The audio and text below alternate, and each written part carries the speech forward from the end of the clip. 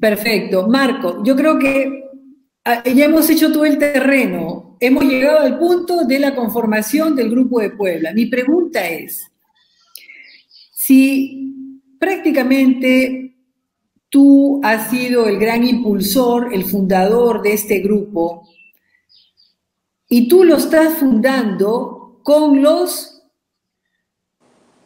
que han con los que han generado la caída prácticamente de los resultados. Y prácticamente son los autores, diríamos, un poco del fracaso. Estás poniendo a Ecuador, estás poniendo Morales, estás colocando personas que en realidad más que acercar van a ahuyentar, y sobre todo no está AMLO, que bueno, ellos por constitución no están, pero no estando también ejercen influencia, y tampoco está Venezuela. Y ahí va mi siguiente pregunta.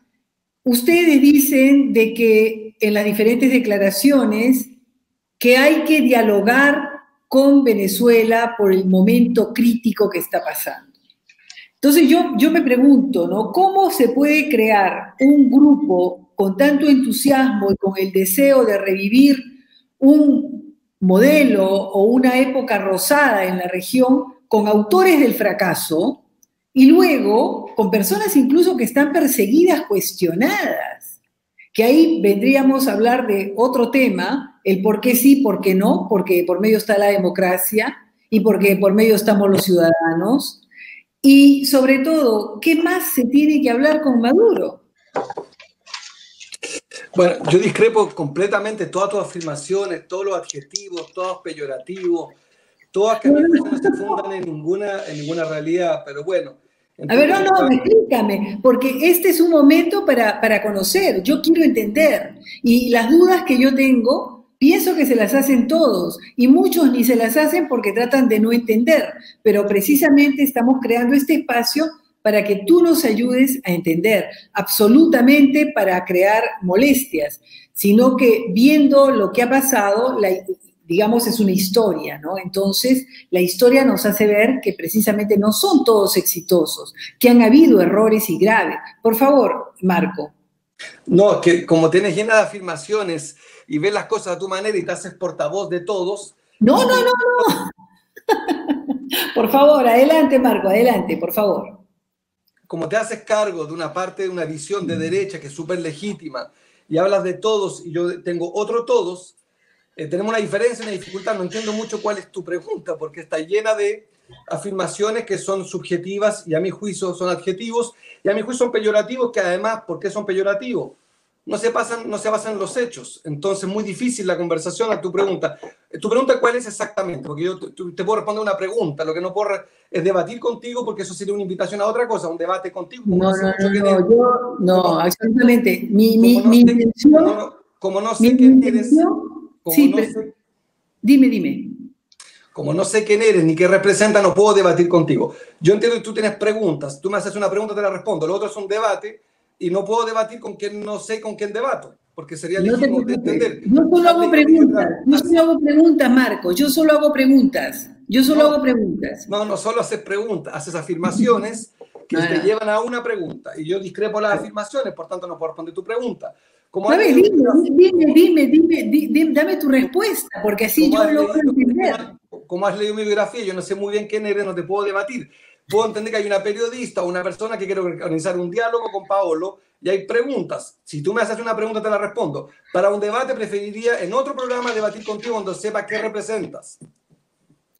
Entonces, mi pregunta es, tú en esta intención que tienes, y me parece muy fructífera, de poder constituir un grupo, que además tienen grupos de estudio y además tienen un centro para la defensa de políticos perseguidos, según ustedes, ¿no? Que son políticos perseguidos. Entonces, yo te pregunto, en este grupo que tú estás haciendo, estás prácticamente partiendo de que todos son personas indiscutibles, en otras palabras. Entonces yo te pregunto, ¿es así? Punto. Yo respondo encantado a tu pregunta y saludo a Paolo, a quien escuché atentamente su resumen, que comparto, lo grueso lo comparto en su resumen de cómo ubica el contexto histórico, el de Paolo. Y creo que lee bien al Grupo de Puebla en su aspiración, más bien complementaria y no contradictoria. Respecto a la pregunta, efectivamente, tú sabes que yo mismo, Isabel, en Chile tengo 3 investigaciones, de las cuales 10 se cerraron, porque iba arriba en las encuestas, Isabel, y te puedo demostrar, no es el programa de hoy, en mi propio caso, hecho por hecho, como los fiscales que me persiguieron hoy son asesores hoy de mi adversario, el presidente actual. Te podría demostrar cómo los procesos fueron totalmente falsos, a tal punto que te puedo mandar el audio en una hora más de los mismos fiscales que me denostaron, destruyeron mi prestigio y que hoy día reconocen que todo era mentira.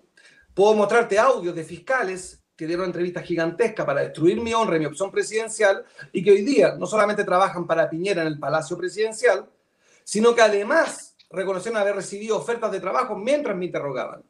Te cuento esto para hacerlo más legítimo. Creo lo mismo en muchos casos, en que hay problemas claramente de debido proceso, de plazos, de pasos judiciales que tienen que respetar la ley. Tú no puedes violar la ley para imponer la ley. Eso no ocurre. Y eso yo podría demostrarte en el caso de Rafael Correa, en el caso de Evo Morales, en el caso de Lula, en distintos casos que hay elocuentes problemas y vicios jurídicos. Paolo me podrá contradecir, probablemente, y tú también, Isabel, que son más informados que yo. No soy yo el que lo dice, son organismos internacionales que han dicho que ha habido problemas al debido proceso, sin siquiera, Isabel, entrar al debate sobre la inocencia o no. El debido proceso es la norma básica, Isabel. Y para quienes fuimos perseguidos por las dictaduras, como yo, que a los 5 meses me fui preso y tuve prohibición personal con 5 meses de edad de regresar a mi país, no es que yo sea solamente un poco paranoico. Podría ocurrir, Isabel, que a lo mejor nos persiguen. Uno puede las dos cosas, Isabel, ser paranoico, que no te persigan, y ser paranoico y que te persigan. Yo te concedo lo segundo. Entonces creo, Isabel, que efectivamente hay una discusión sobre el debido proceso y hay evidencia jurídica.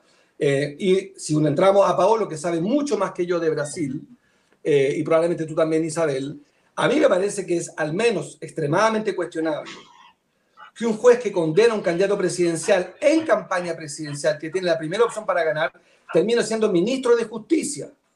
Y de nuevo, Paolo me corregirá, no soy yo, es la justicia brasilera, son los fiscales brasileros que han denunciado a otros fiscales por no respetar el debido proceso, lo que, de nuevo, no responde bien tu pregunta respecto de si son o no inocentes todos. Pero yo, al igual que tú, honro un principio.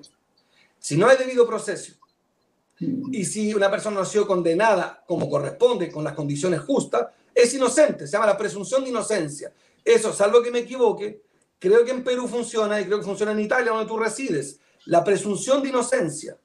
A nosotros, a varios, en campaña electoral, y eso es lo curioso, que siempre en campaña electoral se nos impide competir por la vía, a mi juicio, de algo que está ido demostrándose, una articulación de medios de comunicación sesgados con fiscales, con filtraciones sesgadas, con información sesgada. Entonces, sí, respondo a tu pregunta. El Grupo de Puebla tenemos nosotros una dimensión, como tú lo explicas muy bien en tu audio, que es la dimensión jurídica, que pretende también hacerse cargo de esto con juristas de distinto tamaño, de distintos países. Una precisión solamente sobre la biografía, Isabel. El Grupo de Puebla no ha creado un centro de pensamiento. Va a crear un centro de pensamiento, pero no es que esté creado, que es el Centro Marco Aurelio García. Es un deseo, una aspiración. Es cierto también que el virus ha cambiado la vida de todos, también del Grupo de Puebla. Ya. Y te puedo preguntar, para luego pasar a Pablo, que dará una complementariedad seguramente a esta realidad, ¿por qué no incluiste a Maduro en el Grupo de Puebla? Bueno, efectivamente, en la primera no soy yo el dueño del Grupo de Puebla, es el Grupo de Puebla el que en Puebla se autoconvocaron, como te dije al principio, 30 líderes, hoy día somos 45. Y hemos querido efectivamente ayudar al diálogo, porque nosotros condenamos unas sanciones que son improductivas, a mi juicio inmorales, sobre todo improductivas. Y por tanto, para hacer puente, para hacer diálogo, para hacer un espacio que permita destrabar una evidentemente crisis democrática, que no quiera haber una crisis democrática en Venezuela, simplemente, a mi juicio, actúa sesgadamente, para usar las palabras precisas.